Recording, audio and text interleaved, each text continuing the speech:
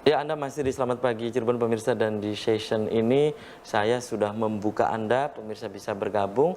Silakan Anda bisa di 0231 482138. Pemirsa juga bisa untuk berpendapat via SMS atau ke nomor WhatsApp yang ada di layar kaca RCTV. Silakan, saya menunggu Anda di 0231 482138. Kembali saya ke Kang Toto ya, Kang Toto. Ini dalam ranah hukum ya, kasus begini di hukum kita, terutama potret hukum kita, ini adalah hal yang biasa menurut Anda sebagai praktisi hukum juga? Kalau menurut saya ini sering kali terjadi Sering ya. kali terjadi. Mungkin akibat dari dulu adanya mafia hukum ya Pak ya, yang agak sulit untuk diberantas lah, mungkin pelan-pelan. Memang susah sih, memang kita juga yang namanya kejahatan itu akan selalu ada dalam kehidupan. Ibarat Allah ketika menciptakan iblis, nah dia itu sebagai alat untuk menguji, alat menguji keimanan kita Pak, sampai sejauh mana. Jadi tetap ada susah diberantas itu Pak.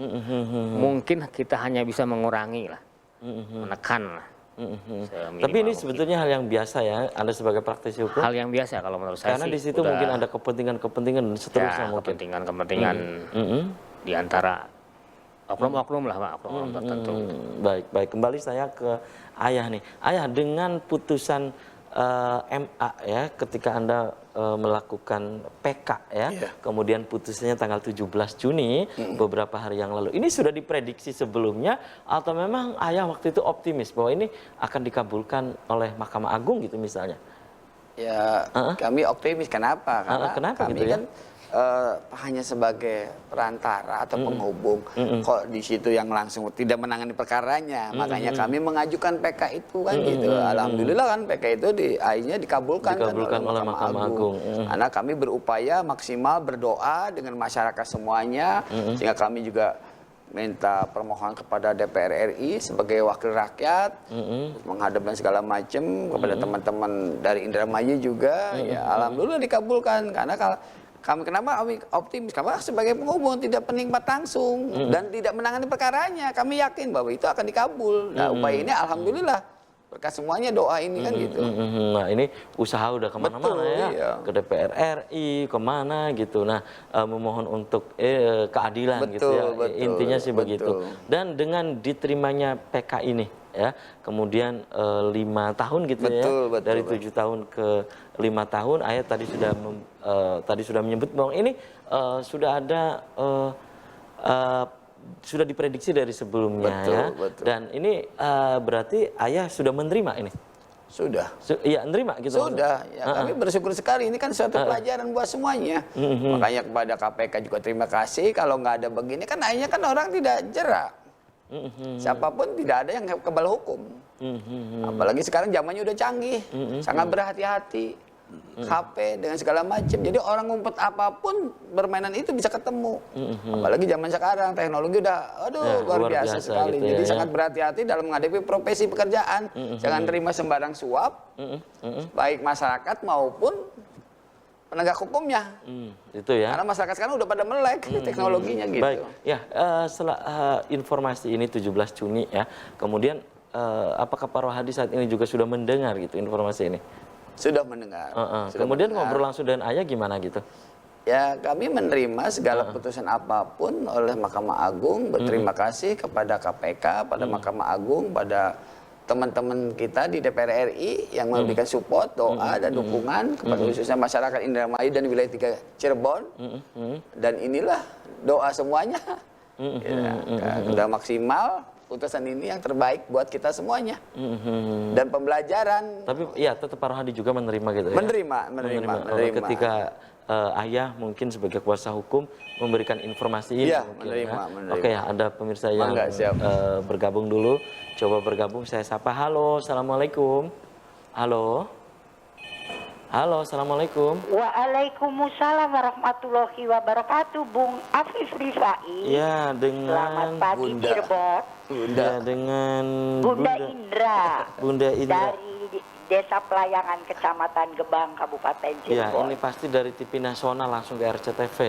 Ya, ini biasanya juga komentar-komentarnya. Ya, silakan Bunda. Silakan Bunda Indra. Assalamualaikum para narasumber. Waalaikumsalam warahmatullahi Ya. wabarakatuh. Silakan Bun. Kalau untuk orang awam ini, kalau baru dengar soal hukum aja, waduh, sudah takut, udah merungkut, Pak. Iya.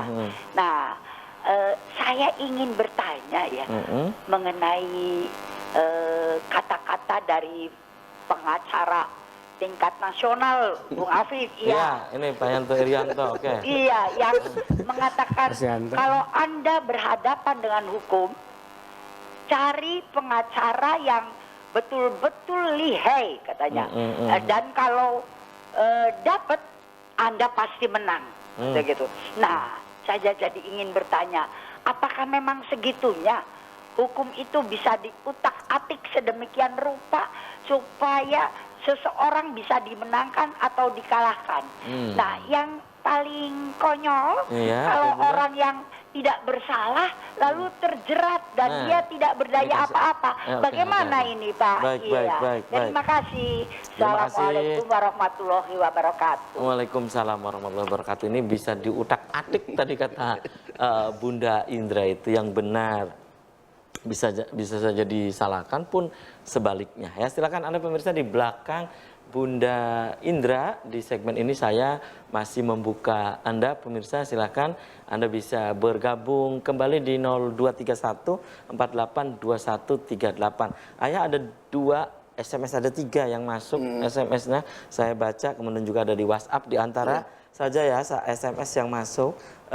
Ini dari pemirsa di Kabupaten Cirebon, tepatnya di Pengampon, Kelangenan ya, Kabupaten Cirebon. Selamat pagi Cirebon untuk Pak Yanto dan juga Pak Toto ya.